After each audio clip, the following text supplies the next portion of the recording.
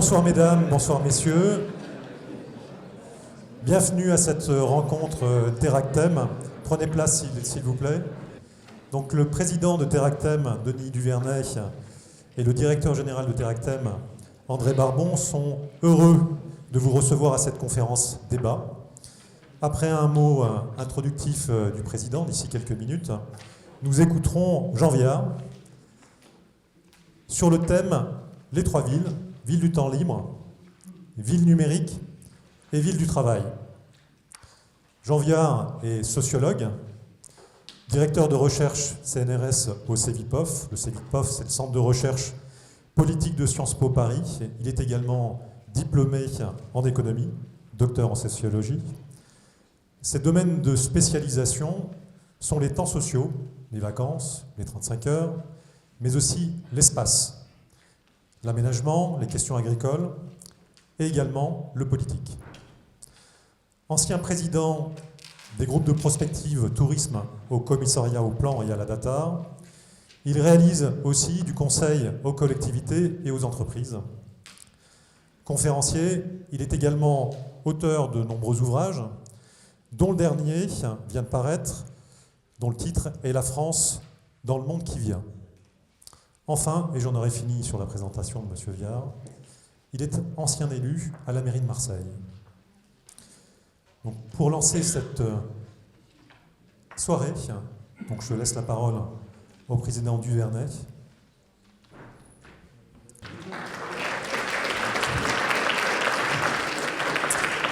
Merci beaucoup, c'est gentil. Écoutez, bonsoir mesdames, messieurs, et bienvenue dans cet amphithéâtre de la Chambre des métiers, que je profite tout de suite pour les remercier de nous avoir mis à disposition ce local. C'est vrai que c'est une belle salle, et j'espère que nous allons profiter tout au long de cette soirée, je dirais, pour entendre des choses intéressantes. Je voudrais remercier, bien entendu, vous tous qui êtes ici. Je crois que vous êtes des acteurs importants dans la vie économique de notre département et globalement dans la vie économique en général. Et je crois que nous avions besoin, je dirais, au travers de cette soirée, de vous faire profiter d'une conférence de M. Viard, dont effectivement je ne redirai pas un petit peu le pédigré parce que ça a déjà été fait, mais vous allez voir qu'il va savoir capter notre attention tout au long de cette soirée. Je voudrais bien sûr remercier M. Jean Viard d'avoir accepté notre invitation pour cette conférence. C'est vrai que Jean Viard, j'ai eu déjà l'occasion de l'écouter, notamment à Montpellier, il y a 2 ans, un petit peu sur un thème similaire. Et c'est vrai que nous avions été vraiment séduits, et c'est à ce titre-là, on s'est dit, mais finalement, ce qu'il nous dit, l'activité de Teractem, l'activité des élus, je crois qu'il y a une corrélation entre tout cela pour faire avancer les choses. Et je voudrais également remercier tout le personnel de Teractem qui s'est occupé de cette soirée, parce qu'effectivement, ce n'est pas toujours évident non plus. Ça a nécessité quand même de la préparation, et je les en remercie. Alors vous allez dire pourquoi les rencontres Teractem. Les rencontres Teractem ne sont pas d'aujourd'hui. Ça fait plusieurs années déjà qu'on essaye de faire de l'animation sur des thèmes un petit peu spécifiques. Et puis cette année, il y a eu l'élection effectivement de nouveaux élus. Donc on s'est dit, il est quand même important de reprendre effectivement notre série des rencontres pour que tout le monde soit un petit peu au fait de ce qu'on peut proposer. Et je crois que ce soir, je dirais que cette rencontre, cette conférence s'inscrit dans une dynamique partenariale. Partenariale d'un côté entre vous, élus, qui êtes le représentant de votre collectivité ou des acteurs majeurs de vos collectivités, entre Teractem, qui est un acteur également dans le développement des territoires, et je pense un conférencier également, en l'occurrence M. Jean Viard, qui va donner un petit peu sa vision de la ville, ou plutôt des villes d'après le thème, mais surtout qui va nous sensibiliser sur ce qu'on doit faire demain. Alors, Teractem, bien entendu, il est opérateur dans le développement des territoires, mais je crois qu'au travers de cet éclairage nouveau et avisé sur un thème bien ciblé, c'est les 3 villes, donc la ville du temps libre, la ville numérique, la ville du travail, moi je dirais tout simplement, j'ai regroupé en disant la ville de demain. Et je crois que c'est celle-là que nous aurons à bâtir. Le monde évolue, comme vous allez l'entendre, et l'objectif, c'est de pouvoir s'adapter à cette évolution, à cette mutation qui est de plus en plus rapide et à laquelle nous n'aurons pas le choix. Il faudra faire face, nous, élus ou acteurs de la vie publique. Et je trouvais que finalement, entre les collectivités Teractem, eh bien, il y a des objectifs communs. Cette ville de demain, nous avons à la bâtir tous ensemble. Nous sommes à vos côtés pour vous aider. Et c'est vrai qu'au travers de cela, nous avons essayé de redéfinir un petit peu nos compétences pour être au plus proche de vos besoins. C'est vrai que nos compétences, la première, c'est conseil foncier innovation. Ça, c'est tout ce que l'on peut trouver en amont d'un projet que vous souhaitez mettre en place. La deuxième compétence, c'est le développement des territoires. Celle-là, je pense que vous la connaissez tous. Nous avons une solide expérience puisque depuis 1958, nous développons les territoires en travers des zones, en travers des quartiers, en travers de la rénovation. Un domaine bien connu de vous tous. Et le troisième, c'est la promotion d'immobilier d'intérêt général. Là également, c'est un peu nouveau, mais je crois que les besoins vont être grandissants, vont être de plus en plus probants, parce que les collectivités ont du mal à lever des capitaux, et nous sommes à vos côtés pour faire du portage, et éventuellement, je dirais, mettre en location un certain nombre de projets immobiliers dont vous n'auriez pas les moyens de mettre en œuvre tout de suite. Alors bien entendu, pourquoi M. Jean Viard? Eh bien, je crois que c'est intéressant d'avoir la vision d'un sociologue. Il a une vision, il a un œil avisé, il a des compétences, et je crois que la ville de demain, il va savoir, je dirais, nous la faire partager. Et le sociologue, il a quand même un avantage, c'est qu'à premièrement, c'est qu'il pose le constat. Il va nous dire un petit peu ce qu'il en est aujourd'hui. Et puis je dirais que s'il ne sait pas lire dans le marc de café, effectivement, s'il n'est pas capable de prédire l'avenir, je pense qu'avec ce qu'il va nous dire, on va peut-être pouvoir imaginer un certain futur. Jean Viard est également un écrivain. Ce n'a pas été dit, mais j'ai lu un livre de lui qui s'appelait « Nouveau portrait de la France, la société des modes de vie ». Ça regroupe un petit peu ce que nous allons avoir ce soir. Et c'était en 2011. Alors ce qui va être intéressant, c'est de voir l'évolution de 2011 à maintenant. On dit que la vie s'accélère. On va voir un petit peu les évolutions qu'il y a eu. Et il y a une phrase qui m'a marqué, que je vais vous lire, qui est à la fin de son livre, je trouve, qui résume un petit peu, je dirais, l'état d'esprit de Jean Viard. Voilà ce qu'il écrit.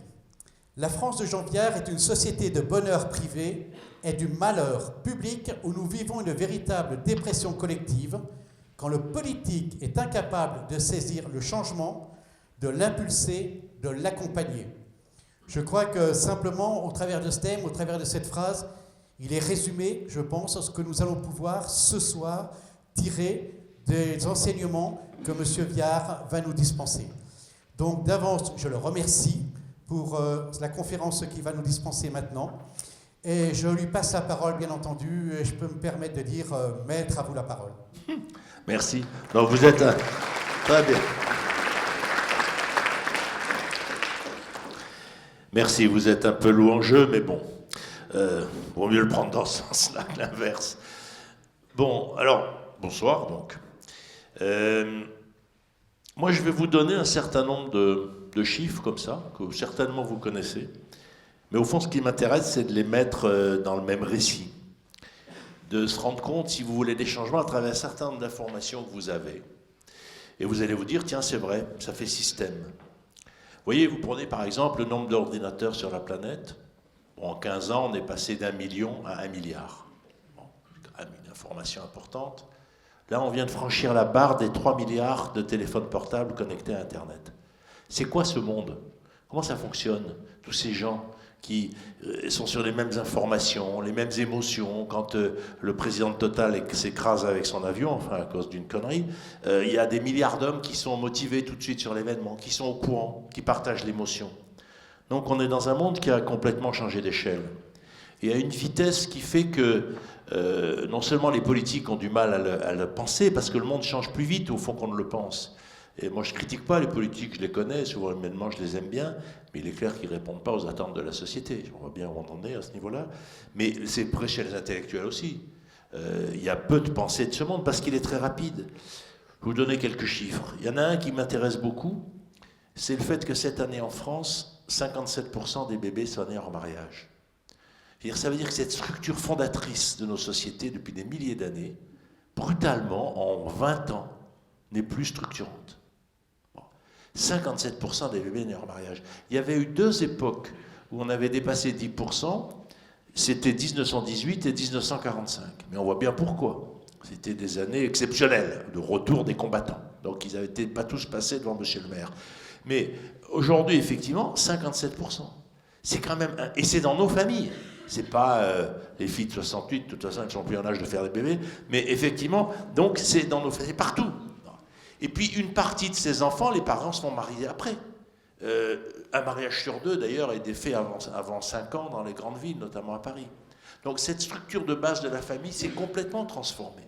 Alors on entend parler du mariage pour tous, tout ça, mais pour moi l'élément le plus important c'est ça.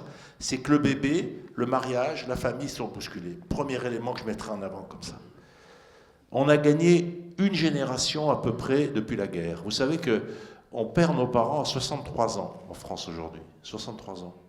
Ça veut dire qu'en moyenne, on est à la retraite ensemble, si on avait toujours la retraite à 60 ans. Ce qui, quand même, tout de suite, ça fait un peu réfléchir pour se dire que la retraite à 60 ans, peut-être que si on perd ses parents à 63 ans, il y a peut-être un petit problème de délai.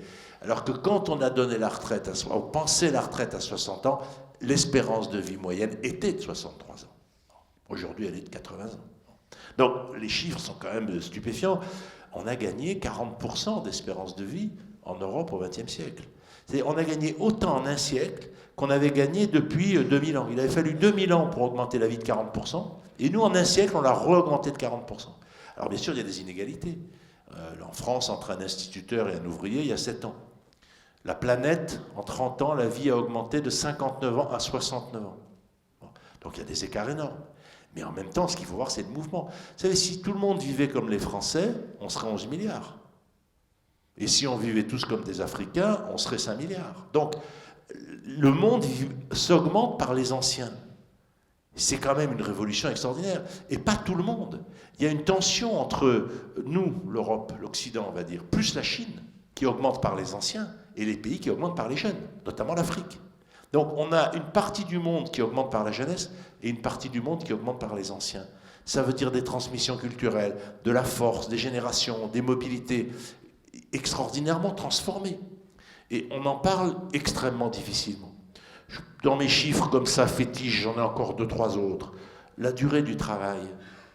En France, pour avoir droit à la retraite, il faut travailler 67 489 heures.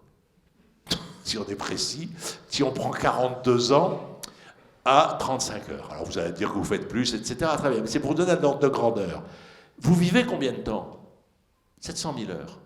Espérance de vie moyenne en France. Bon. En 14, je ne parle pas de la guerre, à l'époque, on vivait 500 000 heures. Une petite fille qui naît aujourd'hui à Annecy, si ça se passe bien, elle va vivre 800 000 heures. Donc, le travail, c'est 10% de l'existence. Pour ceux qui en ont, 10%. En moyenne en Europe, c'est ça, entre 10 et 12. Aux États-Unis, c'est 14-16, donc il y a des écarts. Il y a évidemment des grands changements, mais ça veut dire quoi le lien social? Ça veut dire quoi une classe sociale? Ça veut dire quoi toutes ces choses-là quand la place du travail est comme ça, alors qu'en 1914, on travaillait 40% de son existence. Napoléon avait une formule, il disait « l'ouvrier peut travailler tous les jours puisqu'il mange tous les jours ». Et c'est pour ça que le dimanche n'était pas férié au XIXe siècle. Parce que l'ouvrier devait travailler tous les jours. Je vous rappelle que la journée de travail en 1848 était de 12 heures. Donc c'était 12 heures, 7 jours par semaine. Dans les milieux ouvriers paysans. Alors les paysans avaient des rythmes différents, et vous le savez bien ici, où c'est une culture de double activité, avec l'hiver, la neige, etc. Mais l'hiver, on travaillait quand même, mais on allait moins à l'extérieur, et c'est d'ailleurs ce qui a construit la compétence de la main-d'œuvre de vos régions. C'est que les régions de neige ont été les régions où les gens ont acquis les premiers de la délicatesse dans le travail professionnel. Et donc ça se transmet encore aujourd'hui. On peut faire une carte des compétences techniques de la main-d'œuvre et on retrouve ces régions qui étaient des régions effectivement de neige et d'hivernage. C'est très net chez vous, c'est net dans le Jura, on voit très bien, on peut faire une géographie assez précise parce que les savoir-faire se transmettent dans le très long terme. Donc le travail, 10% de la vie, 10-12%, 57% des bébés nés en mariage, 40% de la vie en plus en un siècle. Vous dormez 3 heures de moins que vos grands-parents. Et en ce moment, vous gagnez en moyenne 6 heures d'espérance de vie par jour. L'augmentation de l'espérance de vie en Europe en ce moment est d'à peu près 6 heures par jour. Et vous dormez 3 heures de moins. Alors je m'amuse à dire que vous vivez 9 heures de plus par jour que vos grands-parents, quoi. Non mais vous voyez, c'est exprès que je casse les chiffres. Mais on a des choses simples, la journée, etc. Mais c'est quoi une journée? Comment ça fonctionne, etc. Il y a un autre chiffre, excusez-moi, il peut faire rire certains, mais on fait en moyenne 8000 fois l'amour pour faire 2 enfants. Nos grands-mères faisaient 1000 fois pour en faire 8. Ou 6. C'est plus la même activité, excusez-moi, c'est plus le même enjeu. Bon. Alors, Les dames déclarent 6 000, les messieurs 8 000. Mais ça relève de la psychologie. Moi, je suis sociologue, donc je vous donne l'information comme ça. Et c'est pour dire, vous voyez comment les choses ont changé, parce que forcément, ça veut dire que la vie des couples, la vie intime, la rupture, la durée moyenne des ménages, c'est 8 ans. La durée moyenne d'un CDI, c'est 11 ans et 2 mois. Donc maintenant, on est plus fidèle à son patron qu'à son conjoint. C'est quand même un changement. Alors, c'est pas le même rythme, parce qu'on est peu fidèle à son conjoint au début. On change souvent de conjoint, puis vers 60 ans, au moment de la prise de retraite, il y a aussi... Mais bon, c'est quand même des équilibres complètement différents. Voilà. Alors de ça entraîne aussi... Une chose importante, c'est que on est grands-parents en moyenne à 53 ans. Donc, dans nos vies aujourd'hui, avant la vie de nos parents, nos grands-parents, ça dépend de l'âge qu'on a, au fond, il y avait 2 vies d'adultes. On disait toujours, on a 2 vies d'adultes. La première vie d'adulte, tu montres que tu sais te nourrir et que tu sais te reproduire. Donc, tu as montré que tu es un adulte. Puis après, tes parents meurent vers 40-45 ans, et après, tu as ta deuxième vie d'adulte, où effectivement, tes parents sont plus là pour te regarder, ils pèsent, mais ils ne sont pas là. Et donc, au fond, tu gagnes en liberté. En tristesse, mais en liberté. Nous, bon, on perd nos parents quand on est déjà à la retraite. Ça veut dire qu'on investit dans le camping-car, la caravane et la résidence secondaire. On n'a pas une deuxième vie. Au pire, on se passe la chaise à roulettes, mais on n'est plus dans le processus. Donc, c'est un bousculement extrêmement profond. Et nous, on a à 53 ans des grands-parents, 63 ans on perd nos parents, donc la fin de notre vie est très compliquée. On se met à garder les petits-enfants. Vous savez comment on les appelle? L'autre jour, il y avait une discussion au marché. Les gens disaient, t'as des face-talons chez toi? Alors je dis, qu'est-ce que c'est un face-talon? Ben, c'est ceux qu'on est content quand ils arrivent et content quand ils s'en vont, quoi. Et notamment les enfants qui vous font garder, les petits, etc. tout le temps. Bon, c'est bien cet équilibre. Mais donc, et puis, on est à la retraite au même moment. C'est-à-dire, on fait tout ça en même temps. Bon, vous voyez, comme c'est des choses vous connaissez, mais en même temps, ça a complètement transformé la société. Alors ça a aussi 2 conséquences fondamentales, c'est que 61% des gens ne vont pas voter là où ils travaillent. Parce que comme on a beaucoup de temps, on se déplace, on n'habite pas dans la commune où on travaille. Et qu'est-ce que c'est qu'un citoyen si c'est d'abord un syndicat de locataires ou de propriétaires? Parce que quand on a créé la citoyenneté, on a commencé par ceux qui gagnaient de l'argent. On a dit, pour être citoyen, il faut avoir un revenu. Ceux qui n'ont pas de revenu ne votent pas. Je ne parle même pas des femmes, c'est ceux qui n'ont pas de revenus. Et bien nous, aujourd'hui, la plupart des communes, la majorité des électeurs ne travaillent pas dans la commune. Donc ils ne sont pas intéressés au développement économique de la commune. Ils sont intéressés au silence, ils sont intéressés à la sécurité, ils sont intéressés à l'homogénéité sociale, à l'absence d'immigrés, à l'absence de foyers travailleurs, etc. Mais ils ne sont pas intéressés au développement économique, parce que ce n'est pas là que ça se passe pour eux. Ça se passe ailleurs. On pourra revenir dans les questions des territoires et de l'organisation des territoires. Voilà, donc je vous balance comme ça des chiffres, mais que vous connaissez individuellement. Mais c'est pour vous dire, attention, le monde change à une vitesse qu'on n'avait jamais connue. Et ces chiffres font sens, c'est-à-dire que la place du travail a changé, notre rapport à l'espace, etc. C'est une société, moi, que j'appelle des 2 piliers, c'est-à-dire, bien sûr que le travail est central en termes de valeur, de lieu de création, de lieu économique, etc. C'est évident. Mais en temps, en type de lien, ça n'a plus du tout la place structurante que ça avait avant. Et ça renvoie à la question que vous avez posée au début, c'est que la culture politique est toujours bâtie sur l'opposition droite-gauche, capital-travail, etc. Mais la plupart des pratiques des individus, il y a le travail, il y a le temps libre, il y a les mœurs, il y a les identités privées, les identités religieuses. Et du coup, on était arrivé à organiser nos sociétés, on va dire, avec une carte qui était liée au monde de la production masculin. Et puis, brutalement, les femmes se mettent à travailler à 80%. On est dans ce système où il y a énormément d'autres enjeux, les remontées des identités, les remontées du local, qui sont normales, parce qu'effectivement, on ne passe plus sa vie à travailler. Et dans ces chiffres, il y en a un aussi que j'aime beaucoup, c'est qu'un cadre supérieur, il a fait 30 000 heures d'études. Et il va travailler 65 000 heures. Ça veut dire que pour les gens qui arrivent à Bac+4, ils vont faire 1 heure d'études pour 2 heures de production. Mais ce qui veut dire aussi que pour ceux qui ont décroché scolairement à 14 ans, ils n'ont plus leur chance. Parce que ceux qui se sont arrêtés à 5000 heures d'études dans une société aussi complexe, ils rentreront jamais. Si on ne sait pas faire qu'ils retournent après, si on ne leur donne pas une deuxième chance, si on ne leur ouvre pas les portes après. Parce que, vous voyez, moi j'ai été élu à Marseille, il y a 12 à 13 000 décrochés scolaires à partir de 12 ans. Qu'est-ce que vous faites de 12 à 13 000 décrochés scolaires à partir de 12 ans si vous ne savez pas les reprendre plus tard dans des processus de formation? À part effectivement développer le trafic de la drogue, qui d'ailleurs marche très bien, ça crée au moins 5000 emplois. Donc ça résout une partie du problème. Donc voilà, c'est ces choses-là dont je vais vous parler. Comprendre ces bouleversements. Comprendre, si vous voulez, que cette vie longue, je vais reprendre les chiffres, Pendant que vous vivez 700 000 heures. Bien. Vous travaillez, soit on va dire 70 000 heures, 80 000 heures, parce que vous travaillez tous beaucoup plus qu'il faut, etc. Vous faites 30 000 heures d'études pour ceux qui ont fait des études. Vous savez combien de temps vous passez devant la télévision? 100 000 heures. C'est-à-dire, vous passez autant de temps devant la télévision qu'au travail à l'école. En moyenne commune. Alors vous allez tous me dire, pas moi, on est des élus responsables et tout. Alors je vous dis, attendez plus tard, vous verrez. Parce que la fin est quand même moins bonne que le début. Non, là-dessus, soyez pas là. Mais non, on est sur... Mais ce qui est intéressant, si vous voulez, c'est de se dire qu'effectivement, il faut penser à la vie d'avant 14, quoi. Quand on travaillait 200 000 heures, on dormait 3 heures de plus. Le temps où on n'était pas ni de sommeil, ni de travail, sur une vie de 500 000 heures, avant 14, c'était 100 000 heures sur toute la vie.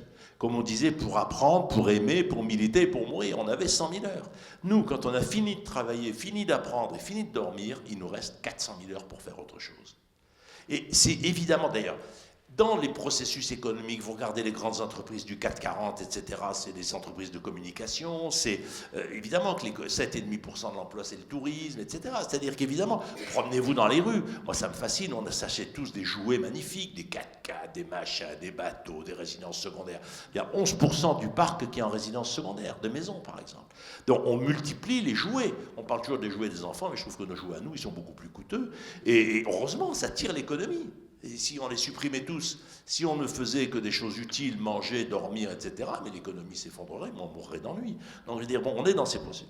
Mais ce qui est intéressant, c'est qu'on arrive à ce qu'appelait Jean Fourastier, c'est-à-dire on arrive à une civilisation des vies complètes, où au fond l'objectif de tout le monde, c'est de vivre longtemps. Et ça va être très compliqué, parce que jusqu'à maintenant, ça n'a jamais été l'objectif. On s'est battu pour la santé, on s'est battu pour l'éducation, on s'est battu contre les guerres, donc la vie s'est allongée. Mais la vie s'est allongée en plus, j'allais dire. On n'a jamais vu une manif pour être centenaire. Mais attention, c'est en train d'arriver. C'est en train d'arriver. Regardez ce qui se passe sur l'économie, de la chirurgie, des pièces qu'on pique à des gamins en Afrique pour les filer à nos gamins à nous, etc. Et les gens, on ne peut plus faire de guerre. Parce que la guerre, c'est la mort du soldat. Comment on fait une guerre sans tuer de soldats? C'est quand même très compliqué. C'est ça aussi, c'est-à-dire le terroriste, c'est bien le symbole d'une société où on n'est pas prêt à mourir. S'il y a un mec qui rentre ici en disant j'ai une bombe, on donne tous nos portefeuilles sans discuter. Parce qu'on n'a pas envie du tout de mourir pour un portefeuille. Donc on a envie de mourir pour rien en réalité. Ce qui pose d'autres types de problèmes, y compris dans les rapports de force politiques, etc. Cette civilisation des vies complètes est extrêmement particulière, mais elle a une caractéristique essentielle, c'est que plus vous vivez longtemps, plus vous vivez tout par séquences courtes. Parce qu'à tout moment, vous pouvez recommencer. Vous pouvez changer de partenaire. Vous pouvez déménager. Vous pouvez changer de métier. Et en permanence, on peut retenter sa chance. Et c'est une société où il y a ceux qui peuvent retenter leur chance, il y en a qui ne peuvent pas. Il y en a qui n'ont pas accès à ça. Mais ils voient bien que ça fonctionne comme ça. Alors si vous prenez des chiffres idiots, bon, la durée moyenne des couples, c'est 8 ans, je vous l'ai déjà dit, mais c'est une moyenne qui peut se discuter. La durée moyenne des CDI, c'est 11 ans et 2 mois.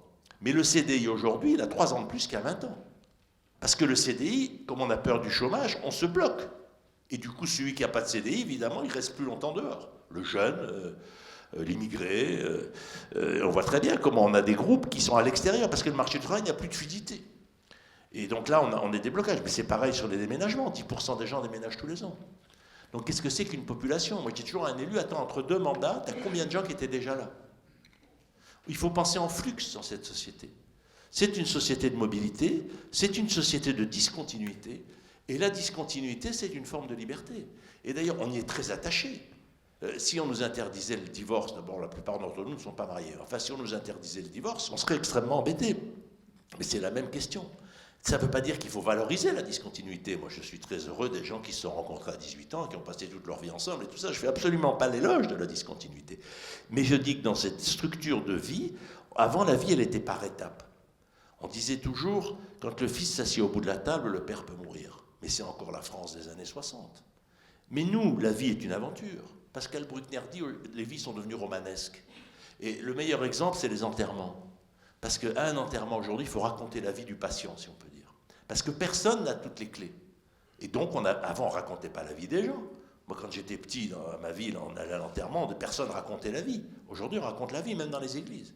En témoigne. Moi, je l'ai connu quand il gardait des chèvres, moi, je l'ai connu quand il habitait à Annecy, moi, je l'ai connu quand il était étudiant, etc. Parce que les vies sont devenues discontinues, et donc, effectivement, là, on est sur des processus très profonds. Et la grande difficulté qu'on a, c'est de faire rentrer cette discontinuité dans les systèmes de protection sociale. Parce que produire de la protection stable, on sait le faire. On sait plus ou moins le faire. On s'est battu pour ça, les contrats de travail, etc. Et puis, aujourd'hui, dans cette société, comment, j'allais dire, on démocratise le risque de la discontinuité et comment on fait qu'il y en ait moins qui subissent par rapport à ceux qui choisissent. Parce que ce que je vous décris comme ça, ou alors je ne vais pas vous parler du chômage, je vais vous parler des femmes seules. Il y a 1 500 000 femmes seules avec des enfants. C'est une des conséquences de ce que je viens de dire. Dans les quartiers populaires, c'est 25% des logements. Il y a 2 millions d'enfants qui vivent seuls avec leur maman et 73% de ces femmes n'ont pas de partenaire sentimental. C'est 56% des clients des Restos du Cœur. 700 000 de ces femmes sont sous le seuil de pauvreté. Donc, quand je vous dis cette société de discontinuité, etc., il y a des ruptures, il n'y a pas toujours du marché de l'occasion. Dans les milieux un peu aisés, changer de partenaire, c'est une chose normale, mais dans certains milieux populaires, pas du tout. Il n'y a pas de deuxième chance. Donc, cette société, est-ce qu'elle protège les effets de ces discontinuités qu'elle a favorisées? Sur les femmes, la réponse est non. Parce que 700 000 femmes sous le seuil de pauvreté, ce n'est pas non plus 14 millions. On pourrait faire quelque chose, on pourrait s'en occuper, plutôt que de bloquer l'indemnité de mère isolée. On pourrait leur donner des priorités dans les crèches, c'est pas... Parce que ces 2 millions d'enfants, ils vont nous poser des problèmes aussi. Parce que les mamans courent souvent beaucoup pour trouver de l'argent, elles ont souvent des formations pas terribles, des emplois discontinus, et donc les enfants sont souvent laissés à eux-mêmes. Les mères sont souvent merveilleuses, les associations de mamans dans ces quartiers, dans les quartiers populaires, sont souvent remarquables. Mais il faut des gens, il faut être là, les enfants ça s'éduque, il faut être là. Et vous croyez qu'à Marseille, les gamins qui traînent la drogue, il n'y a pas... Je ne dis pas que c'est exactement les mêmes, mais il y a corrélation dans ces destructions. Alors, le chômage, c'est la même chose, mais on parle toujours du chômage, c'est pour ça que je vous parle exprès des femmes seules, parce que... Enfin, des femmes seules avec enfants. Parce que je pense que bon, c'est des sujets où on ne voit pas aussi les conséquences négatives de ces discontinuités. Mais si vous voulez, ce qui est essentiel de comprendre, c'est que je pense que le temps est devenu l'élément structurant des sociétés. Les sociétés étaient structurées par l'espace, les frontières, la qualité des sols, etc. Mais en gros, aujourd'hui, la Terre est totalement connue. On ne peut pas l'agrandir. On est 9 milliards, on va être 11 milliards, et plus on va faire des progrès de la médecine en Afrique, plus on va être nombreux. Parce qu'il y a toujours dans l'histoire des sociétés le même processus. Arrivée d'un minimum de médecine, augmentation de l'espérance de vie. On a connu ça, nous, dans le sud de la France, vers 1850. Le Maghreb l'a connu plus tard, etc. C'est en train de se produire en Afrique. Donc le développement économique entraîne un progrès, notamment une diminution de la mortalité infantile, donc une augmentation de la vague démographique. Et puis ensuite, développement de l'éducation, de la télévision, et donc baisse de la vague démographique. La télévision joue beaucoup dans la baisse des vagues démographiques parce qu'elles ont mondialisé le modèle de la femme, 2 enfants, ventre plat. Excusez-moi, mais c'est vrai. C'est-à-dire que le modèle des séries américaines, etc., c'est un certain modèle féminin qu'on retrouve maintenant dans l'ensemble de la planète et qui souvent fait plus diminuer la natalité que l'école, alors que nous, on avait tous dans l'idée que c'était l'école qui était le moyen de maîtriser davantage. Ça existe toujours, c'est toujours essentiel l'école. Mais je vous rajoute sur la télévision, qui est aussi un acteur important. Donc au fond, dans ce monde-là, on est sur une petite planète, on va être de plus en plus nombreux, on sait que ça chauffe. Virilio dit on est emprisonné sur la planète. On a ce sentiment d'emprisonnement, et c'est vrai. Et donc, si vous voulez, ça nous pose... Mais c'est bien parce que la vie s'allonge, c'est bien parce qu'on vit mieux, et je vous signale aussi une chose, c'est que les gens sont heureux. Vous avez cité cette phrase sur le bonheur privé et le malheur public. Je l'utilise souvent. 75% des Français sont heureux, 86% des Allemands. Et ils le disent d'études d'opinion en études d'opinion. Est-ce que vous êtes tous malheureux? Il y a des malheureux dans la salle, mais plus parce qu'ils sont tout seuls ou parce qu'ils sont malades ou autre. Je veux dire que c'est des sociétés dans lesquelles les individus sont heureux comme ils n'ont jamais été heureux. C'est pour ça qu'il n'y a pas de révolution, même en Grèce, malgré effectivement les mesures drastiques qu'on a prises. Donc, si vous voulez, c'est une société où on vit confortablement parce qu'on a du choix, parce qu'on a des libertés individuelles, on a des libertés sentimentales, etc. Et en même temps, évidemment, on n'arrive pas à les adapter, on n'arrive pas à les raconter. Et la première chose qu'on fait, évidemment, avec ce temps nouveau, c'est qu'on devient extrêmement mobile. Je vous ai parlé de mobilité sentimentale, économique, etc. Mais il y a l'autre mobilité, celle dans l'espace. On fait en moyenne 45 km par jour et par Français. 45 km. Les Américains font 70 km, et en 1960, on faisait 5 km. 5 km. On a multiplié par 9. C'est quoi un voisin? C'est quoi un collègue de travail? Il y est plus, on le voit plus, il est plus là. Il habite à 40 km, bon voilà, on ne sait plus. Bon. Donc on est là dans des discontinuités spatiales, mais qui sont des discontinuités sociales. Je ne parlerai pas des problèmes de pollution sur les transports, mais il y a aussi la moitié des gens qui habitent dans des maisons avec jardin à côté de la ville. C'est ce qu'on a fait depuis la guerre. On a construit à peu près... Il y a 53% des Français qui ont un jardin. Et il y en a à peu près 30% qui ont 2 maisons. Donc, si vous voulez, il faut mettre ces gens. Et puis, il y a ceux qui habitent dans les quartiers ouvriers des années 70, qui sont les lieux il y a 2 lieux de relégation sociale dans ce territoire, mais ça, vous le savez, vous êtes élus. Il y a une partie de ces immeubles construits pour le monde ouvrier, qui sont souvent réutilisés pour des populations plus fragiles, qui font l'entretien de la ville, parce que nos villes, aujourd'hui, nécessitent énormément de main-d'œuvre, de propreté, de sécurité, de jardinage, etc., pour qu'on puisse mener des vies, j'allais dire, bobo, entre guillemets, puisque c'est devenu le terme à la mode. Donc, vous avez ces villes de l'entretien, qui sont d'ailleurs souvent, à Paris, c'est souvent des immigrés. Annecy, ça doit être un peu différent. Moi, dans l'hôtel où je vais, toutes les femmes de ménage sont noires, tous les gardiens de nuit sont maghrébins, et la patronne est blanche, quoi. Et c'est au centre de Paris. Bon, c'est une caricature de cette société, mais pas tellement. Bon. Par contre, effectivement, la population de production, la majorité des ouvriers sont à la campagne. La première population des campagnes sont les ouvriers. Il reste en France 366 000 fermes de production, plus des fermes de retraite ou de polyactivité. 366 000 fermes, il y en avait 3 millions en 1945. C'est la principale destruction, ça a quand même été cette énorme mutation rurale, on pourrait y revenir. Mais parce que l'essentiel des ouvriers vivent à la campagne. Et y compris l'essentiel des entreprises se sont localisées à la campagne, parce que souvent les entreprises se localisent à l'extérieur de la ville. Parce que la ville elle-même, elle devient un hub de lien social, de tourisme, de culture, de consommation, d'éducation. Et donc souvent, on met les entreprises en réalité à l'extérieur de la ville-centre. Et donc on a là un modèle spatial complètement nouveau. Donc cette société de l'espace, de la mobilité, elle va aussi associer la notion de mobilité, la notion de liberté. Et on ne s'y trompe pas, quand on parle des jeunes de banlieue, on les traite de pieds d'immeuble. On les astreint à résidence, parce qu'on n'a pas envie de les voir dans notre territoire, il ne faut pas se cacher. Bon. Et donc on a même trouvé le mot pour dire que ce sont des pieds d'immeuble. Et d'une certaine façon, on les a rattachés, comme le cerf qu'on rattachait à sa glèbe. Eux, on les rattache à leurs immeubles. Parce que nous sommes des êtres totalement mobiles. Et dans cette mobilité, une des choses qui est très importante, c'est que cette mobilité a souvent été pensée à travers le phénomène du tourisme.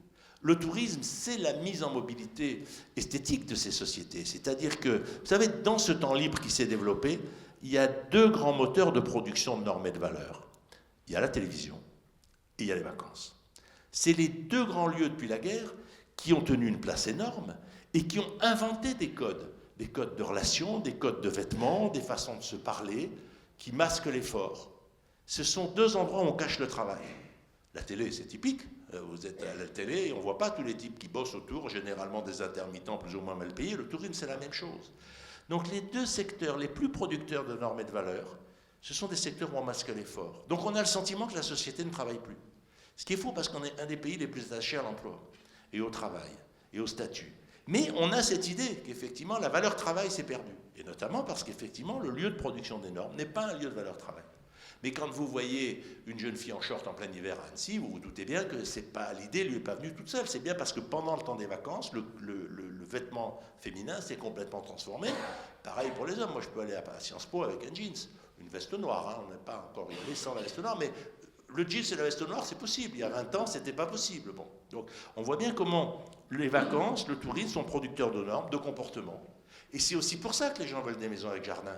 Parce qu'une maison avec jardin, on met un barbecue, un point d'eau, un chien, et au fond, c'est l'espace du club de vacances transformé dans le quotidien. Et une ville qui marche bien, moi je dis souvent une ville qui marche bien, c'est Haussmann plus le club Méditerranée. Quand vous regardez Paris, 4 millions de mecs qui vont se faire bronzer entre une rivière polluée, une voie rapide à Paris-Plage. On vous l'aurait dit il y a 20 ans, vous auriez dit non, mais ça ne marchera pas. Ça marche bien, 4 millions. Bon.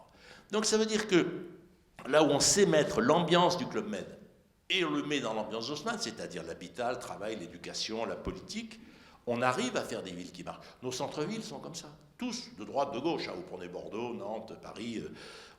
Là, on a su inventer un modèle d'art de vivre qui marche bien, c'est-à-dire les valeurs du temps libre réinjectées à l'intérieur de la société urbaine.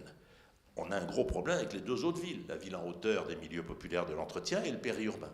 Et le périurbain est en crise politique. Tout le monde le voit bien quand on regarde les cartes politiques, notamment de certains partis extrémistes. En crise politique, pas forcément économique, mais parce qu'il n'y a pas de projet de village. Le type qui quitte la ville, c'est au fond un extra-urbain. Il est urbain, mais il habite à côté de la ville. Mais il a les mêmes demandes de services, de transport, etc. Et il arrive dans un territoire rural qui lui dit « t'arrives dans un village, etc., c'est rural et tout. » Mais pas du tout dans un territoire rural. Il est hors dehors de la ville. Et on voit très bien la faiblesse politique de nos villages. C'est tout le débat sur les départements. Les départements vraiment ruraux, les verts, on va dire, les départements verts, Cantal, c'est des structures très indispensables. Mais le périurbain, les Bouches-du-Rhône, vous croyez que ça a un sens, les Bouches-du-Rhône? Il y a 1 500 000 habitants. C'est uniquement high-tech, uniquement technologie, il y a un port de fosse, et puis c'est géré par des élus cantonaux qui vous disent, nous ici c'est la campagne et tout. La campagne, regardez Brignoles, les élections à Brignoles, vous savez comment ça fonctionne. On est dans cette... Et donc du coup, cette société, si vous voulez, de mobilité, elle va valoriser toutes les activités du temps libre, le rêve des gens c'est de passer à la télé, etc. On voit tout ça. Mais elle va aussi valoriser les territoires du temps libre. La nouvelle économie se restructure dans le monde entier, dans les grandes régions touristiques. Prenez le modèle californien, prenez Barcelone, prenez la deuxième Italie. En France, vous prenez évidemment l'ensemble des territoires touristiques, Aix-en-Provence, Montpellier, Nice. Quand vous pensez que Nice est devenue une ville technologique, Montpellier crée 2000 emplois par an. Aix-en-Provence crée 2000 emplois par an aussi. Prenez Toulouse, etc. Et alors vous êtes évidemment dans des territoires où vous avez l'avantage d'avoir eu cette vieille culture industrielle, qu'on retrouve en Suisse, comme on retrouve dans le Jura, etc. Et en même temps, par le ski, par la montagne, et d'avoir trouvé une forme de modernité. L'exemple parfait, c'est Grenoble, de ce point de vue-là, qui effectivement est une ville qui est à la fois une ville de tourisme et qui est évidemment une immense ville de haute technologie. Donc elle a trouvé un équilibre. Parce que mais partout, la question du mise en désir des territoires par le tourisme, alors d'abord le tourisme de mer ou de montagne, maintenant le tourisme culturel. Regardez, vous connaissez tous le Guggenheim, évidemment, à Bilbao, mais regardez ce qu'on a fait à Lens. Quand on va fabriquer dans une ville qui est vraiment au fond du fond, c'était une grande ville ouvrière, c'était une grande ville du foot, mais parce qu'elle était ouvrière, c'était parce qu'il y avait des ouvriers qui jouaient au foot à l'époque, c'était des gosses du village, enfin de la ville qui faisaient le foot, on ne les achetait pas sur un marché mondial. Et donc, là, on fait un geste, et bien Lens, dans 20 ans, si elle sait bien faire, regardez ce qui s'est passé à Metz. Metz est une ville qui a embrayé. Il manque des choses à Metz. Moi, je dis souvent au maire de Metz, il vous manque le low cost pour aller en Méditerranée, parce qu'il vous manque quand même la mer. Alors il me dit, mais moi, je suis contre les low cost. Je dis, ben c'est idiot, parce que si on avait un billet à 50 € pour passer le week-end avec sa copine en Méditerranée, vous ne manquerez plus rien. Vous êtes au centre de l'Europe, vous avez une bonne université, etc. Lille est un très bon exemple aussi.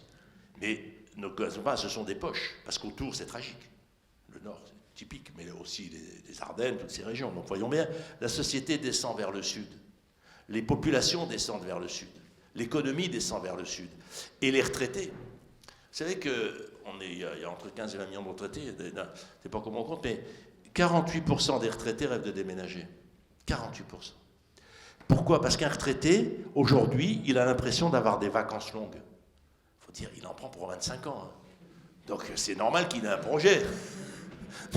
Mais bon. Et donc, du coup, ils ont envie soit d'aller dans leur région d'origine, donc ça, ou d'origine, qui raconte d'origine, parce qu'on n'est pas tous dans un couple, on n'est pas tous du même endroit, soit effectivement d'aller vers les grandes régions du tourisme. Et là, on n'a pas de politique publique, on ne s'occupe pas de la mobilité des retraités, ce qui est idiot, parce que du coup, ils continuent à occuper des logements en ville qui valent très cher, dont on a besoin pour les jeunes générations, alors que souvent, regardez à Paris, il y a des dizaines de milliers de Parisiens dans le logement social qui rêvent d'aller prendre leurs vacances en Bretagne, ils sont allés camper toute leur vie en Bretagne. Et ils font quoi? Ils ne vont pas passer leur vie sous la tente à la retraite. Donc ils ont envie d'un HLM à Quimper. Parce qu'ils veulent aller dans des petites villes où il y a un bon hôpital. Parce que les retraités ne sont pas idiots, ils savent que l'hôpital, ça fait partie de la retraite. Bon. Donc, et où il y a une vie culturelle. Et ils aiment bien aller à côté de l'endroit où ils allaient en vacances. Parce qu'ils connaissent déjà la petite ville. Ils ont l'impression de connaître les gens. Vous savez, quand les gens vont en vacances souvent au même endroit. Vous savez que 50% des Français ne se sont baignés que sur une seule plage. Donc je veux dire, on est extrêmement fidèle, beaucoup plus qu'en amour. Donc là, il y a des processus, etc. Les retraités, c'est le nouveau mouvement. Mais de retraités, c'est un emploi. De retraités, c'est un emploi.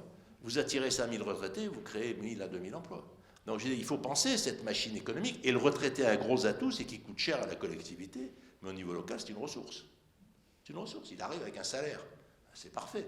Et en plus, le retraité, il a un gros atout, c'est qu'il sait ce qu'il aura jusqu'à la fin. On dit toujours les retraités, ils gagnent moins. D'abord, c'est pas très vrai, mais surtout, ils ne craignent plus le chômage. Et c'est ça l'immense liberté du retraité. C'est qu'il ne craint plus de rien avoir. Il sait exactement ce qu'il aura. Souvent, il va trouver que c'est pas assez, il a des tas d'arguments pour le dire, mais il ne craint plus de ne plus l'avoir. C'est une très grande sécurité. Et voilà. Donc, si vous voulez, c'est pour dire qu'on va là, dans cette culture où le temps a pris cette importance, la discontinuité, la mobilité est devenue une culture. On était des sédentaires, on est parti vers la ville. On nous a ouvert des fenêtres avec les vacances. Et aujourd'hui, on est des êtres fondamentalement mobiles. Et si vous pensez votre population, si vous pensez vos métiers par rapport à cette notion de flux, beaucoup plus que de stock, par rapport à cette... Comment est-ce qu'on va inventer des protections sociales pour cette mobilité? J'ai pris l'exemple des Faxel exprès, parce que, en gros, on est tous d'accord sur le divorce. Alors que sur le chômage, c'est plus compliqué, c'est un sujet qui serait plus polémique. Mais c'est quand même la même question. Et en plus, ce qu'il faut bien comprendre, c'est dans cette société de mobilité, les gens ont fait rentrer l'ancien espace public dans leur maison. Une maison aujourd'hui, c'est à peu près l'espace public des années 70. Vous avez un spectacle télévisuel, de la musique, parfois des livres, vous avez un chien, un barbecue, un jardin, et c'est là que vous recevez vos amis. 70% des gens partent en vacances en famille, avec des copains. On ne vit pas tout seul. Et l'intérêt de la maison avec jardin, c'est qu'on peut s'y garer. Et qu'on peut y faire un barbecue, que les enfants peuvent courir, avoir un ballon, etc. Moi, je dis souvent, c'est une civilisation du barbecue. Le barbecue, c'est une relation horizontale. Avec des amis, chacun amène un morceau. C'est pas pareil que la daube qu'on fait pour la belle-mère, où la fille va montrer qu'elle s'occupera mieux du fils que la mère. Bon, ça, la transmission des garçons par la cuisine, c'est un autre sujet. Mais le barbecue, ça se passe dehors. Et on fait les deux. Donc, il y a toujours la vieille relation traditionnelle de la construction des transmissions, et puis, il y a la nouvelle relation de l'amitié tribale. On vit en tribu, massivement. On vit à l'intérieur d'une tribu. Et même, c'est un des problèmes de cette société, c'est que ces tribus se structurent entre elles, avec mythique, avec tout ça, même avec le numérique, j'y reviendrai, mais le numérique structure des tribus de gens qui s'interrespectent et s'interconnaissent, qui ont les codes. Et donc, ça fait des tribus qui vivent les unes à côté des autres, mais beaucoup moins une société qui partage un projet. Parce qu'on est dans une société de mobilité, et parce que la mobilité, on n'a pas encore trouvé les codes pour la gérer, et donc on va remonter, l'ensemble des systèmes d'appartenance remonte à la surface, les systèmes religieux, les systèmes de pratique sexuelle, les systèmes d'origine, les systèmes, bien sûr, des appartenances par le travail, qui sont fondatrices, etc. Et dans cette société de flux, pensez à suivre les gens, pensez à suivre les jeunes. Il y a des communes qui suivent tous leurs jeunes. Il ne faut pas empêcher les jeunes de partir. C'est idiot. Ils ont envie de partir. Il faut les aider à partir pour qu'ils reviennent. Il y a des écoles, tous les mails de tous les gamins qui sont passés, tous les mois, ils ont un message à tous les anciens élèves. À Lyon, il se passe ça. Nous, on cherche 50 médecins. Nous, on a besoin de 15 architectes. On est passé d'1 million à 2 millions de Français à l'étranger. Il en faudrait 3 ou 4. Hein. Les Allemands sont au double de nous, les Anglais au triple. C'est-à-dire que le taux d'étrangers, enfin de Français vivant à l'étranger, si vous voulez, il faut penser en flux. C'est un signe de vitalité, parce qu'ils apprennent des choses, des langues, des expériences, etc. On a toujours été un pays très faible dans notre diaspora. On est en train d'arriver au niveau des autres pays. On peut être contre le principe de la diaspora, mais le pays qui a une des plus grandes diasporas, c'est la Chine, d'ailleurs. Et c'est aussi un des systèmes qui renouvelle la culture chinoise. Parce que la mondialisation, c'est pas d'apprendre les techniques de l'autre, c'est d'apprendre les cultures de l'autre. Et ça, c'est un processus extrêmement particulier. Voilà, donc ça c'est le fond de ma vision de cette société, si vous voulez. Une vie de 40% en plus. Il faut vraiment que vous vous demandiez ce que ça veut dire dans la transmission culturelle. Voyez, moi, mes 2 grands-parents ont fait Verdun. Ben, j'ai l'impression de l'avoir fait, Verdun, ils m'ont tellement raconté. Donc c'est un siècle, quoi. C'est ça les transmissions longues. C'est le fait qu'on ait des familles 4 générations. On a rajouté une génération en famille, on peut le dire comme ça. C'est quand même dans l'histoire de l'humanité, c'est assez extraordinaire de rajouter une génération à un siècle. C'est quand même un bouleversement absolument gigantesque. Bon, donc le travail, je vous ai dit, 10%. On peut discuter, vous allez me dire que vous ne faites plus, je vous dis 15, ça je vais être sympa et tout. Mais sans compter que beaucoup des heures de travail ne sont pas travaillées. Mais il y a aussi que beaucoup des heures de non-travail sont travaillées. Avec Internet, etc., le numérique et tout, les territoires des emplois du travail et du non-travail se chevauchent beaucoup plus qu'avant, évidemment. Une culture du travail court, mais du travail tous. Ça, c'est quand même un champ. Vous savez, c'est un des problèmes qui va être pénible sur la question du chômage. Il y a 4,5 millions de salariés en plus en France qu'il y a 25 ans. Je ne parle pas des chômeurs, je parle d'ensemble. On est plus nombreux à travailler qu'il y a 25 ans. On n'a jamais autant travaillé. 4,5 millions en plus. 1 million d'hommes, 3,5 millions de femmes. Donc ça veut dire qu'il y a un bouleversement culturel que je soutiens. Des femmes qui veulent aller travailler. Mais qui est-ce qui vous dit que les entreprises ont besoin de ces emplois? Pourquoi est-ce qu'on voudrait avoir une réponse uniquement économique à une question qui est éminemment culturelle? Ça ne peut pas fonctionner. D'ailleurs, aucun grand pays ne fonctionne qu'à l'économie, à part nous. On est obsédé par l'économie. La question, c'est comment ce temps, on le fait fonctionner. Qui travaille? Comment on donne la libre? Prenez, je vais vous donner des exemples. Bon, vous connaissez tous le modèle allemand, parce qu'on n'arrête pas d'en parler, où effectivement, il y a ces 4 millions de gens qui font un boulot à mi-temps partiel pour 500 €. Mais ce sont beaucoup des femmes. Vous prenez le modèle hollandais, il est beaucoup plus intelligent. Vous avez 46% des hommes à temps partiel. Ils ont un contrat de travail souple, c'est-à-dire que vous travaillez entre 20 heures et 40 heures. Il n'y a que ça comme contrat de travail. Et vous devez toujours annoncer combien d'heures vous faites le mois prochain, si vous voulez changer. Et donc, quand je dis il y a 46% des hommes à temps partiel, c'est souvent des cadres supérieurs qui travaillent 4 jours par semaine, ou qui travaillent que 3 jours pendant 6 mois parce qu'ils ont une nouvelle copine, parce qu'ils ont un bébé, parce qu'ils se sont achetés un bateau, j'en sais rien moi. Parce que le désir de travailler des gens est en fait beaucoup discontinu. Et si on met de la discontinuité, on gagne du temps de travail. Nous, on a fait les 35 heures, c'était un peu rigide. Mais en réalité, la durée moyenne du travail en Europe, elle est de 70 heures, dans l'ensemble des ménages. Le problème, c'est qu'ils travaillent dans le ménage. Et comment ça fonctionne? En Angleterre, il y a 3 millions de gens qui font 8 heures par semaine. Ce sont quasiment que des femmes. Elles sont comptées actives. 8 heures par semaine, c'est quand même pas tout à fait un revenu. Donc elles n'ont pas d'indépendance économique. Donc toutes ces questions, il faut en discuter, il faut comprendre que nous, on a une lecture purement économique, c'est un des enjeux. Et pour permettre aux femmes d'arriver au plein temps, c'était d'ailleurs, les 35 heures n'ont pas été pensées par les socialistes, elles ont été pensées par la CFDT. Et la CFDT les avait pensées pour partager le travail dans le couple. C'était une mesure pour la garde commune des enfants. C'était absolument pas une mesure pour partager le travail, qui est un concept qui n'a pas forcément un sens réel en économie. Donc vous voyez sur comment les choses se font. Mais il faut discuter de ces choses-là. Vous prenez les pays scandinaves. Ils ont pris une décision il y a 30 ans qui a complètement modifié le marché du travail. Ils ont considéré que de 3 mois à la mort, l'entretien du corps était une question publique. Publique. Alors que nous, qui s'occupe du corps de 3 mois à la mort? C'est les femmes. Les bébés, les malades, les vieux. On dit qu'elles ne travaillent pas, mais c'est parce que ce n'est pas du travail. Et donc, vous allez par exemple au Danemark, l'emploi féminin est supérieur au l'emploi masculin. Parce qu'on a socialisé l'entretien du corps. Vous voyez, c'est des questions comme ça dont on doit parler dans nos sociétés. Parce qu'on ne va pas augmenter la production infiniment. On est entré dans des périodes longues de non-augmentation de la production, parce que vous voulez produire quoi? Vous voulez produire quoi? Je veux dire, on a doublé quasiment le PIB français depuis 40 ans, 30 ans. La richesse commune a été doublée depuis 1975. Donc, si vous voulez, on ne peut pas continuer comme ça. Donc, il est clair que les sociétés peuvent aller plus ou moins vite les unes les autres. Mais la question, c'est bien comment on rééquilibre les temps, comment on leur donne du sens, comment on leur donne du contenu, comment une ville... Vous voyez, ce matin, je travaille avec Jean Blaise, qui est le patron de la culture à Nantes depuis 25 ans et qui a inventé la Nuit Blanche. On parle toujours du voyage à Nantes, enfin ça a relancé la ville de Nantes, qui était une ville en deuil industriel complet. Et c'est avec la culture, les allumés, etc., qu'ils ont fait redémarrer cette ville, qu'ils l'ont rendue extrêmement attractive. Parce que la culture, c'est pas d'aller au théâtre faire un spectacle, ça c'est pas tellement intéressant. La culture, c'est de partager des aventures, regardez, de faire des choses. À Nantes, c'est rigolo, parce qu'ils font des immenses barbecues, où ils font des énormes fêtes collectives, où ils mettent le feu chacun, comme nous on fait dans la fête de la Saint-Jean en Provence. Donc c'est faire ensemble, et pas forcément consommer un produit culturel construit. Bon. Et évidemment, ça transforme les villes. Voilà, donc pensez ces vies plus longues, pensez qu'on va être 66 millions parce qu'on vit plus longtemps, pensez qu'on va être 9 milliards parce qu'on vit plus longtemps.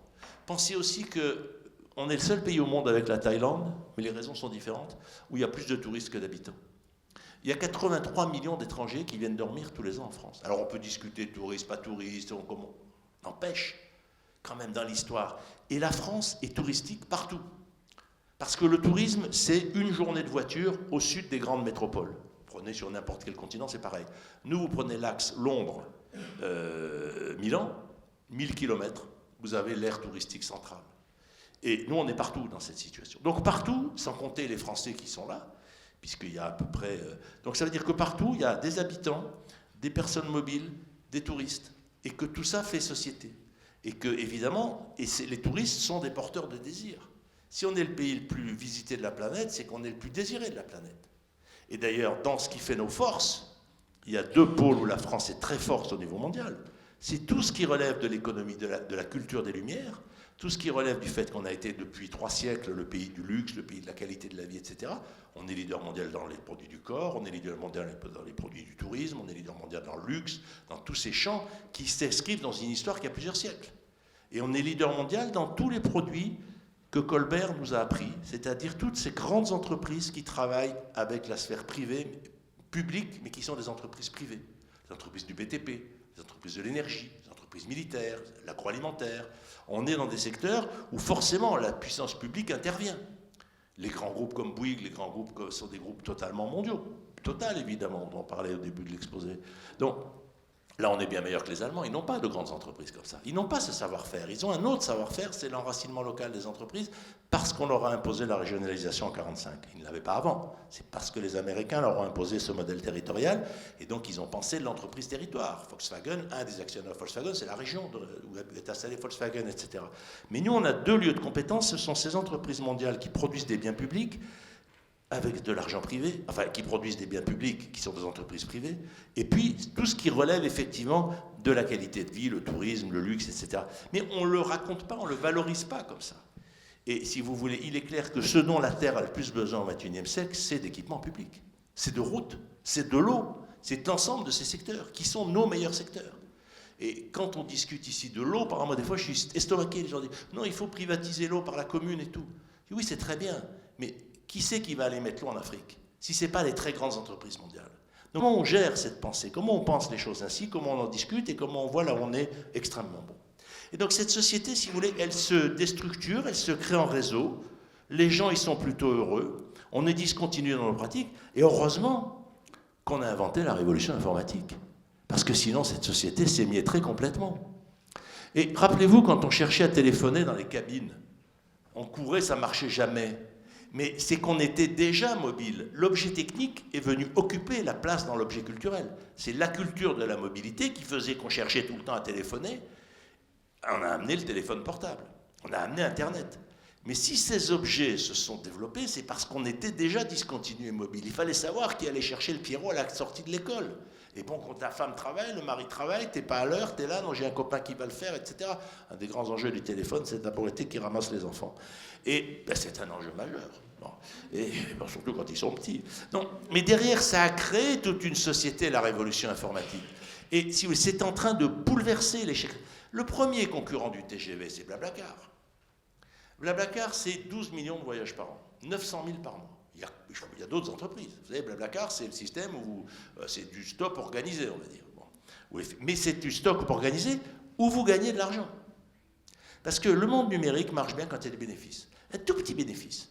Parce qu'il y a à la fois du lien social, la même idée de la voiture, on va faire monter dedans des gens qu'on ne connaît pas, donc c'est la même idée de l'objet technique, mais on va gagner un peu d'argent. Et éventuellement, on va se faire des copains parce qu'on a la même culture de la mobilité. Il y a des gens qui ne prendront jamais personne de Blablacar, ils ne font jamais monter un stopper. Bon, leur voiture, c'est quasiment le prolongement du salon. Donc, effectivement, ils ne vont pas y mettre quelqu'un. Et puis, il y en a d'autres pour qui c'est un outil. Bon, donc, on est là. Donc, ça fait des niches, ça fait des codes. On est dans une société de niches, on est dans une société de sous-groupes. On n'est plus dans une société collective. Et le gros problème qu'on a, si on débat sur la politique tout à l'heure, mais c'est qu'on n'a plus de commun. Il faut recréer du commun pour ces sociétés de niche. Parce que sinon, chacun se referme en disant « moi, je ne veux pas cohabiter avec cela, je ne veux pas cohabiter avec cela ». Et la société, c'est une énorme trieuse de pommes de terre. On est trié à toute vitesse. Quand on fait un programme en rue de restauration, il y en a qui ont dû en faire ici. Qu'est-ce qui se passe? Les plus aisés du quartier s'en vont. On favorise ce tri. Mais ce n'est pas pour ça qu'on le fait. C'est très bien les programmes en rue. Mais en réalité, les plus aisés en profitent pour aller acheter une maison dans le périurbain. Donc le quartier est moins homogène qu'avant. Donc il y a des places et donc arrivent ceux qui ressemblent plus à ceux qui sont là. Quand c'est des quartiers d'immigration, c'est par groupe, etc., etc. Donc forcément, on est dans ce type de société de tri, de discontinuité, et en même temps une société effectivement où on vit bien, mais où on se sépare. Et donc il faut réinventer du commun, il faut réinventer du projet. On n'a sans doute pas assez réfléchi sur ce que c'était qu'une patrie, sur comment on construit une patrie, comment on la parcourt, comment on l'approprie, etc. Voilà. Et en même temps, dans ce monde-là, effectivement, retenez qu'au fond, c'est le soft qui attire le hard. C'est ça qui est intéressant, parce que la révolution industrielle, ça a été le hard qui a attiré le soft. Et le hard, les mines, les usines, les préfectures, enfin les trucs durs. Autour de ça, il y a des gens qui venaient, et autour de ça, on construisait des maisons de la culture, etc. C'était le dur. Nous, c'est le soft. C'est-à-dire que ce qui se développe le plus vite, c'est les régions où l'art de vivre est meilleur. Parce que l'art de vivre, il permet d'attirer les compétences les plus rares, les compétences les plus moyennes. Quand vous êtes élu local, il ne faut pas vouloir faire des grandes écoles d'ingénieurs, parce que ça va fabriquer des gens qui peuvent aller partout dans le monde. Ce qui est très important, c'est de faire passer les jeunes du CAP au BTS. Parce qu'eux, ils vont rester dans le territoire. Et s'ils ont un BTS, ils vont pouvoir changer d'entreprise.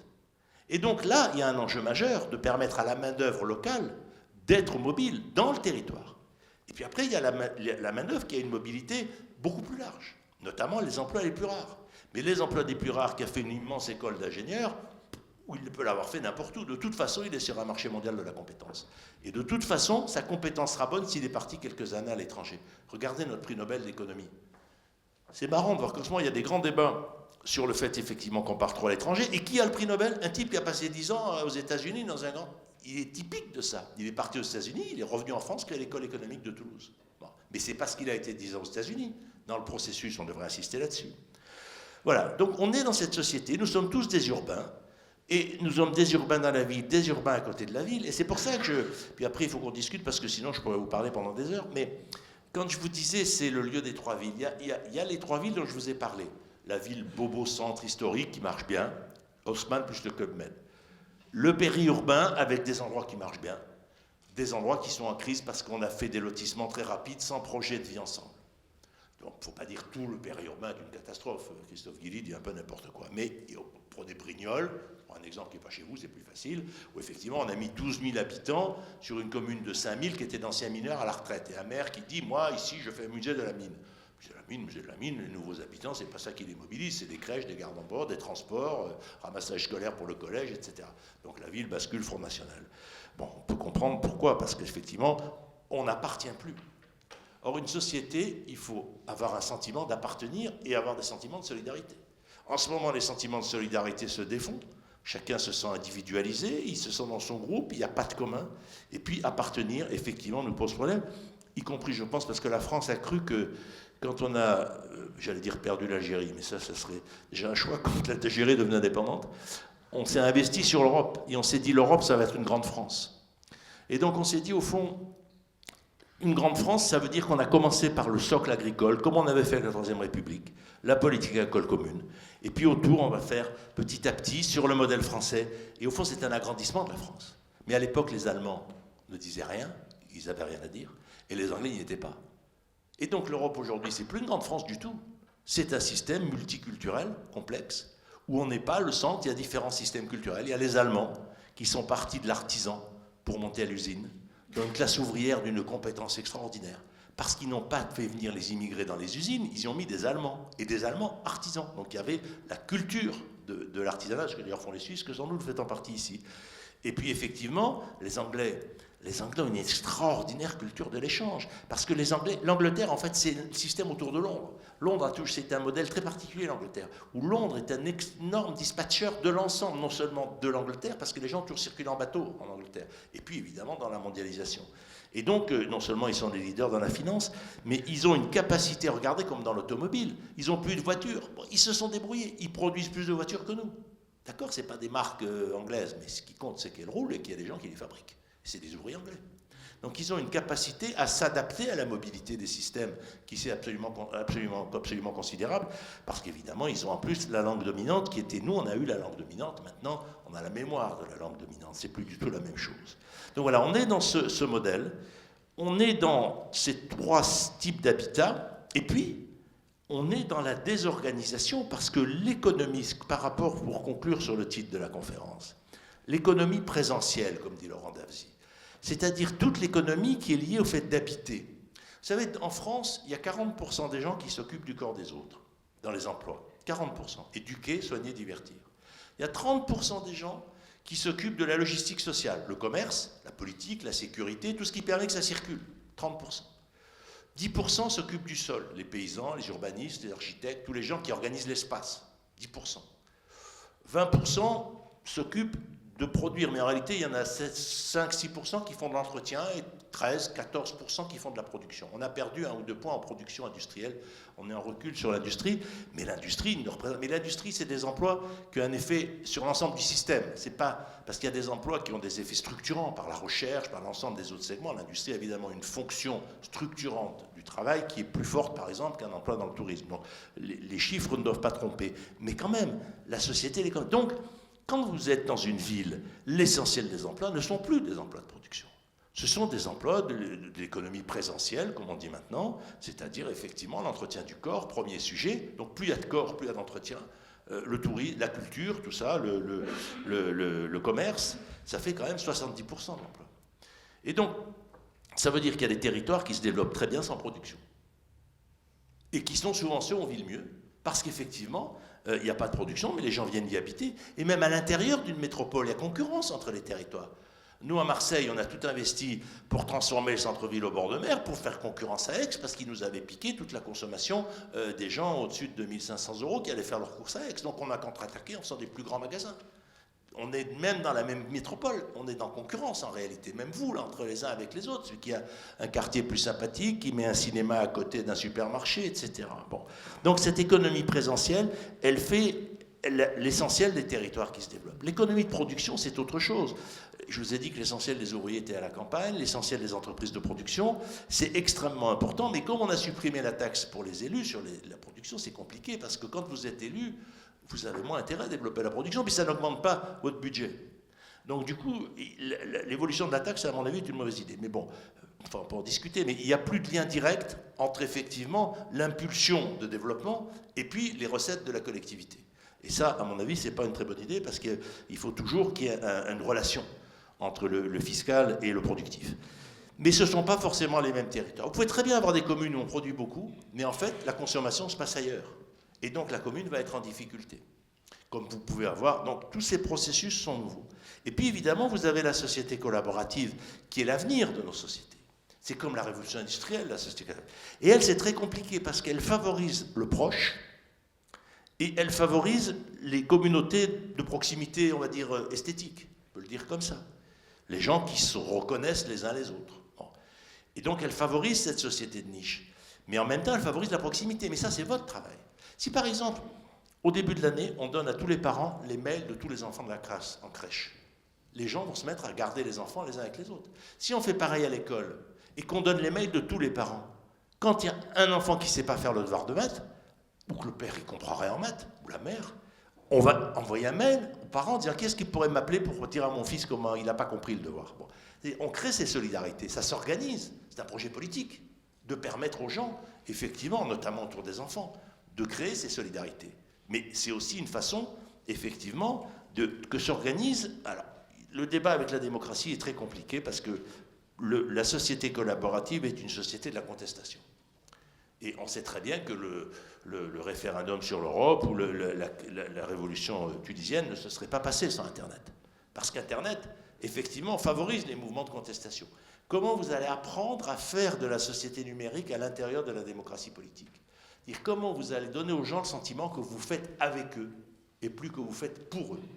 Ça, ce changement, si on n'arrive pas à le faire, si on continue à croire que l'élu est sacré, que parce qu'il est élu, il a un avis sur tout et qu'il est compétent sur tout, non, ça c'est plus possible, les gens ne l'acceptent pas. D'ailleurs, il n'y a qu'à voir le nombre de taux d'absentéisme, enfin d'abstention aux élections.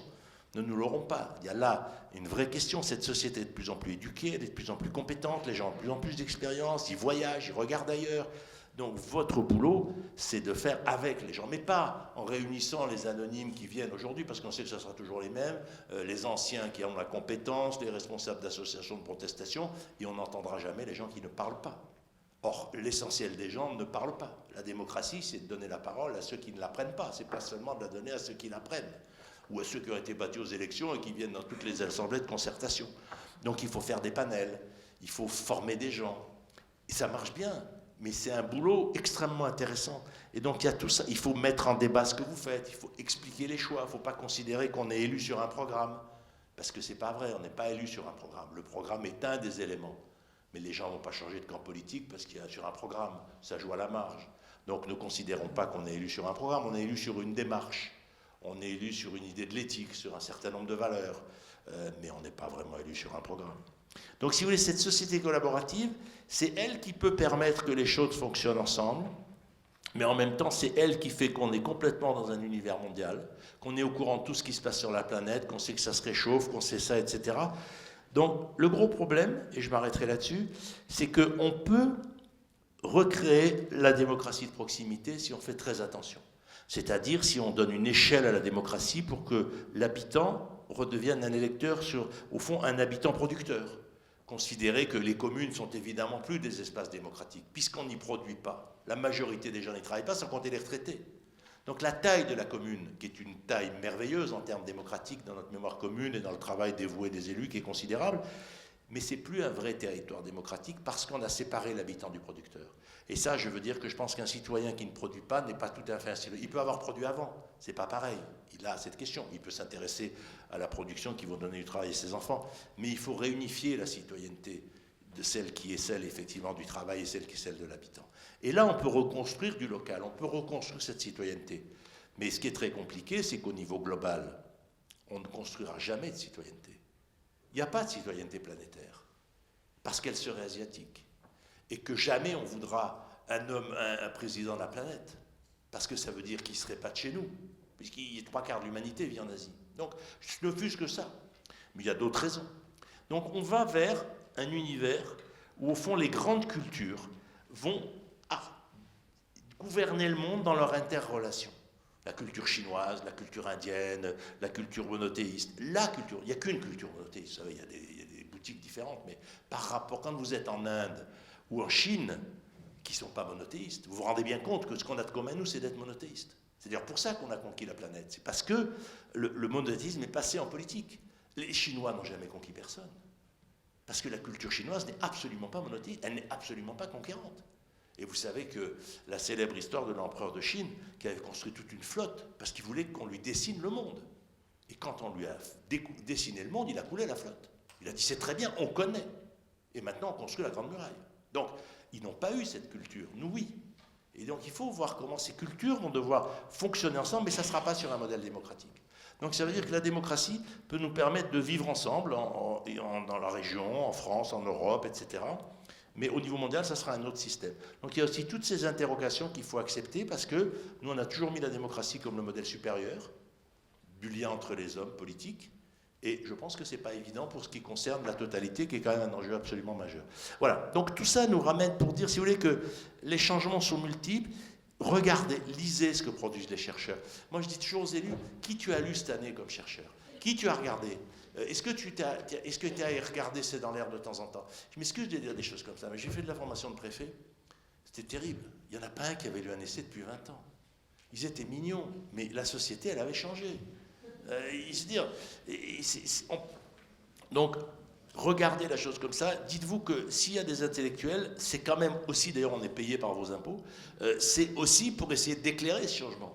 Mais pour ceux qui l'organisent, il faut aussi revenir vers l'intérêt, vers les gens qui essayent de décrypter ce changement, parce que les changements sont tellement rapides que je suis sûr que la moitié des chiffres que je vous ai donnés, en fait, vous ne les connaissiez pas. Mis en série, vous vous dites, oui, finalement, c'est vrai, il a raison, les bébés en mariage, je l'avais entendu, les divorces, des kilomètres parcourus, etc., etc. Mais ça ne fait pas système. Et moi, je pense qu'il faut voir ce qui se passe, c'est-à-dire ce récit d'une société discontinue qui est en train d'émerger, qui peut être absolument passionnante, que les gens aiment beaucoup, mais il faut qu'on invente des règles pour qu'elles soient possible d'en vivre ensemble, et là on n'est pas excellent. Merci.